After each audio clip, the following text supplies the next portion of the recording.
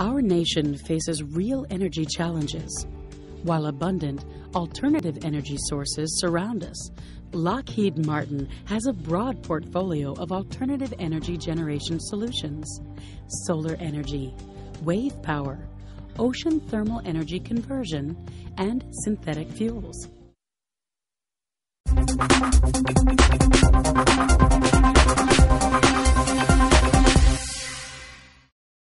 Welcome to the Green Utility Webcast. I'm Stephen Anderson, contributing editor for Public Utilities Fortnightly.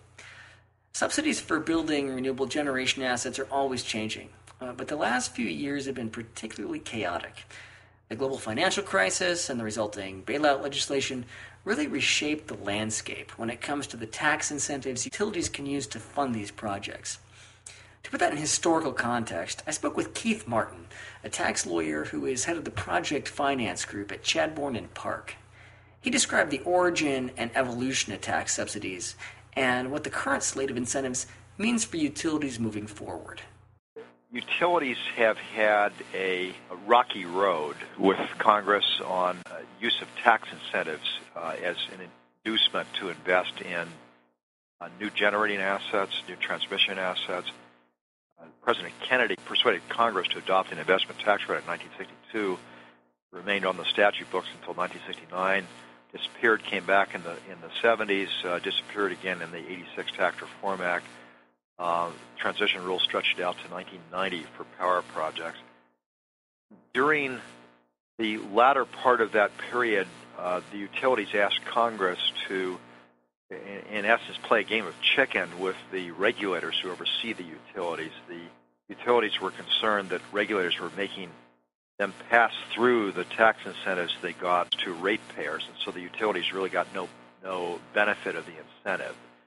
And so Congress, at the utilities' request, told the regulators that there was a limit to how quickly these benefits could be passed through to ratepayers. That's called normalization accounting.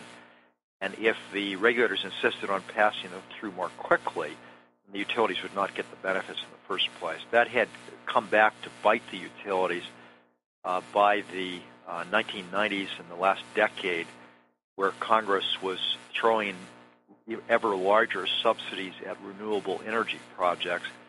In particular, solar investment tax credits were not available at all to the utilities. In the Wall Street bailout bill in October 2008, Congress dropped that restriction and allowed utilities for the first time to get into the solar market. The smaller solar companies that were pursuing distributed generation, putting solar panels on rooftops, were not all that pleased about that development because until then they had the field for themselves.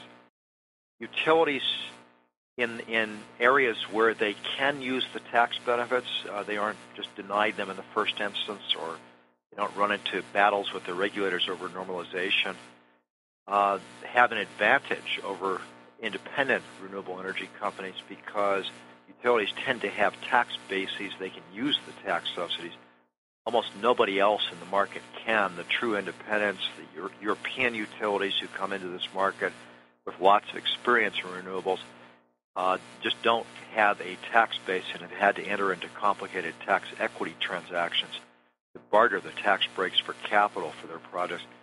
Utilities, for the most part, have not been so constrained. So utilities have an advantage. So for the time being, large utilities are positioned better than anyone when it comes to taking full advantage of the available tax incentives. Join us for our next installment when we talk to the National Renewable Energy Lab about the current state of photovoltaic research. For Fortnightly's Green Utility, I'm Stephen Anderson.